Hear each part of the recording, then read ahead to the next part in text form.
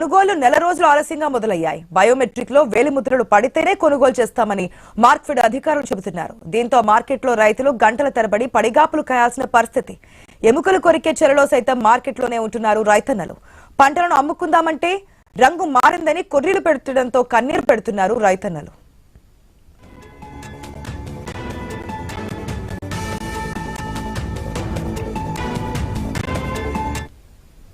ఉమ్మడి ఆదిలాబాద్ జిల్లాలో సోయా రైతుల కష్టాలు వర్ణనాతీతం. పంటను అమ్ముకునేందుకు అనేక ఇబ్బందులు పడుతున్నారు. ఆదిలాబాద్ జిల్లాలో 62,500 ఎకరాల్లో సోయా పంటను రైతులు సాగు చేశారు. భారీ వర్షాలకు 2,900 ఎకరాల్లో పంట నష్టపోయినట్లుగా అధికారులు గుర్తించారు. మరోవైపు రైతుల చేతికి పంట వచ్చి నెల రోజుల తర్వాత కొనుగోలును ప్రారంభించారు. గతేడాదితో పోలిస్తే ఈ ఏడాది ఉమ్మడి జిల్లాలో అధిక వర్షపాతంతో సగానికి పైగా పంట చేలల్లోనే కోల్పోయారు రైతులు. ఇక చేతికొచ్చిన పంటను అమ్ముకుందామని మార్కెట్ యార్డుకు తీసుకొస్తే వారికి కన్నీళ్లే మిగిలిపోతున్నాయి.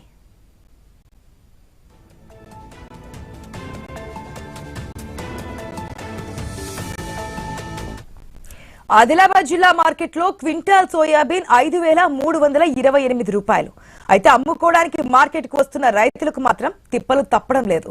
అధికారులు ఇబ్బందులు పెడుతున్నారు. నిబంధనల ప్రకారం తేమ శాతం ఉండేలా చేసి మార్కెట్ యార్డుకు తీసుకువస్తున్న సమస్యలు తప్పడం లేదు. పకడ్బందీ చర్యలు తీసుకున్నట్లు అధికారులు చెబుతున్నా గ్రౌండ్ లెవెల్లో మాత్రం అవి కనిపించడం లేదు. 3 రోజుల నుంచి సోయలు తీసుకొచ్చిన 3 రోజులు అయింది. ఇక్కడ 3 రోజుల నుంచి అది కలరు కొద్దిగా డిస్కనెక్ట్ ఉన్నది. ఖాళీ దానిలో కచరా లేదు, ఏం లేదు. చెన్ని పట్టమంటే చెన్ని కూడా పట్టినాం. దాన్ని తీసుకోవడానికి కలరు డిమ్ ఉన్నది కాబట్టి మేము తీసుకోనని మాట్లాడుతున్నారు. డిఎం గారికి ఫోన్ చేస్తే అక్కడ ఉన్న వాళ్ళనే సంప్రదించాలా, నేనేం చేయలేను, అక్కడ ఉన్న వాళ్ళతో ఇది చేయాలని చెప్పిండు. మన మంత్రివర్యులు ఏమన్నారంటే ఆల్రెడీ నువ్వు ఏ కలర్ డిస్కనెక్ట్ ఉన్నా కానీ నువ్వు ఏదో మట్టితో ఉన్నా కానీ తీసుకోవాలని చెప్పిండ్రు. మేము మట్టి కలుపుకొని వస్తే తీసుకోకపోని, నీళ్లు ఉన్నా కానీ తేమ శాతం ఉన్నా తీసుకోకపోని, కానీ డిస్కనెక్ట్ కలర్ అయితే మేమేం చేయము. మా చేతుల పని కాదు కదా. మంత్రి వారి దయచేసి ఏమని అంటున్నా అంటే ఆ కలర్ కూడా మీరు అన్నది ఆ కలర్ డిస్కనెక్ట్ ఉన్నా కానీ తీసుకుంటామని చెప్పినప్పుడు ఇదే మీ మాట మీదే మీరు మాకు రైతులకు న్యాయం చేయగలరని మన మార్క్ఫెడ్ ఆధ్వర్యంలో ఆన్లైన్ పద్ధతిలో పంటను కొనుగోలు చేస్తున్నారు. పంట అమ్మే సమయంలో బార్కోడ్ జారీ చేస్తారు. ఇందుకోసం రైతులు మొదట వేలిముద్ర వేయాలి. సంచలిస్తుండగా ఒకసారి పంట కొనుగోలు చేసిన తర్వాత వివరాలు నమోదు చేసేటప్పుడు మరొకసారి రైతులు వేలిముద్ర వేయాల్సి ఉంటుంది. అయితే కొందరివి వేలిముద్రలు పడకపోవడంతో పంటను అమ్ముకునే అవకాశం లేకుండా పోతోంది. మరోవైపు పంటను చిమ్నీ పట్టి తీసుకొస్తే సరిగా లేదని కొనడం లేదని రైతులు ఆగ్రహం వ్యక్తం చేస్తున్నారు. సోయాబీన్ 3-4 రోజుల నుంచి ఆదిలాబాద్ మార్కెట్కు తెచ్చినాం. అది నల్లగా రంగు మారిందని సోయాబీన్లు అధికారులు కొంటలేరు.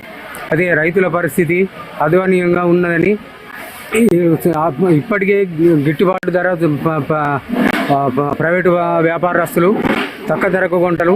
అందుకే గవర్నమెంట్కు తెచ్చి మేము అమ్ముదామంటే కలర్ మారిందని అధికారులు ఇబ్బంది పెడుతున్నారు.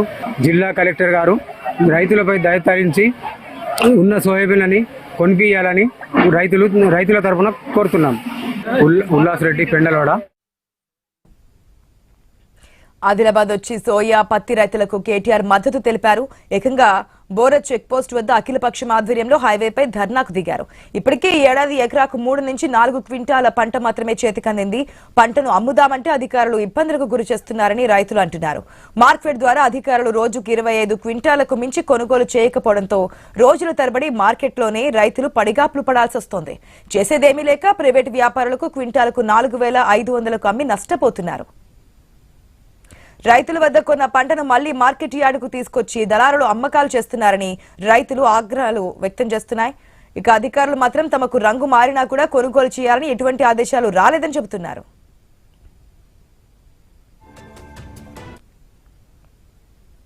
10 సోయాబీన్ కొనుగోలు కేంద్రాల ద్వారా 9,15,750 క్వింటాలు కొనుగోలు చేయడం జరిగింది. దాని వాల్యూ వచ్చేసి 48,75,00,000. 5,328 రూపాయల మద్దతు ధరతో కొనుగోలు చేయడం జరుగుతుంది. ఈ అవకాశాన్ని ప్రతి రైతు కూడా సద్వినియోగం చేసుకుంటున్నారు. మన జిల్లాలో రంగు మారినాయంటే మన జిల్లాలో దాదాపుగా 120 mm వర్షపాతం జరిగింది. కాబట్టి కొంతమంది రైతుల ఈ రంగు మారి 30% వరకు డ్యామేజ్ ఉంటుంది. మనకి కేంద్ర ప్రభుత్వం ఉన్న ఆదేశాల ప్రకారం 3% మాత్రమే డ్యామేజ్ తీసుకోవడానికి మనకు ఉంటుంది. కాబట్టి ఆ నిబంధనలు ఏమైనా సడలింపు చేస్తే మళ్ళీ తదితరంగా కొనడం జరుగుతుంది. దాన్ని మరి ప్రభుత్వం దృష్టికి తీసుకెళ్ళాం మేము.